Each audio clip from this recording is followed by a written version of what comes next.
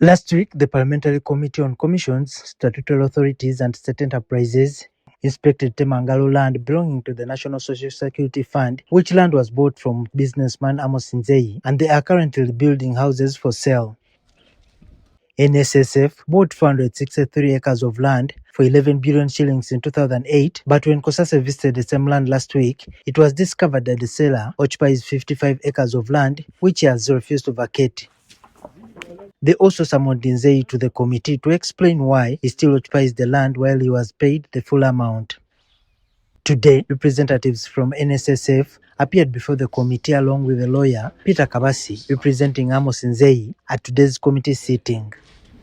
Nzeyi's lawyer Kabasi told the committee headed by Mwadanko Nyenji that his client sold the land to NSSF officials and his title deed contained 570 acres, so he had a portion that remained. Indicator that these people, they may have had an arrangement internally to share that 55 acres in an assumption that the vendor has refused to vacate. That the vendor at the time intended to keep land that was developed and swap that developed land with undeveloped land, and therefore the fund.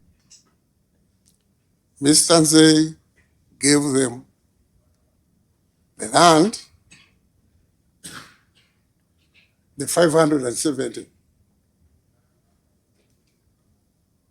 to pick out their 463. And they even, I think, transferred the land into their names. These titles are with NSSF. On this land is also plot 12, which is contested. Even let go of the land and he gave the titles to NSSF for transfer. How then did he go back and put his residential house on plot 12? You have said it was not in the agreement. It is here, sir. If you did. Well, I had a meeting with the NSSF management 2 weeks ago, and they told me what was outstanding was 45. But here they said it is 55. I didn't know.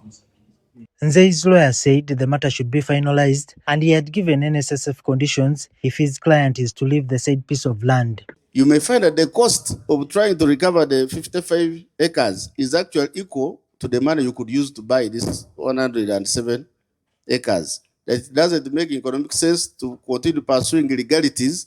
He's prepared to return the money of the land they don't want, although they have it now.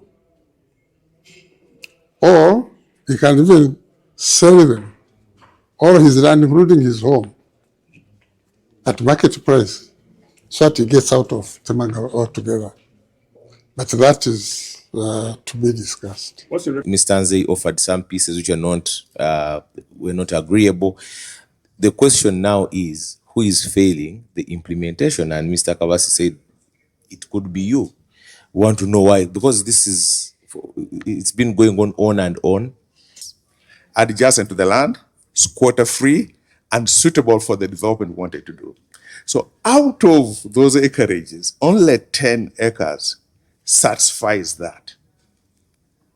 So even if you try to buy the rest of it, it doesn't meet what the fund requires. And that's why the 55 acres that are still there, if we now transfer the 10 acres to the 45, the 55 still remains a claim the fund has onto, because there is no. The committee has given them until next week for both parties to resolve the issues to ensure that the workers' money is saved. The arbitral word on record of the committee, among other documents which we require from you. I think next week, Monday at 2 p.m. The committee's hearing on the same matter will happen next week. Juma Kiria, NTV.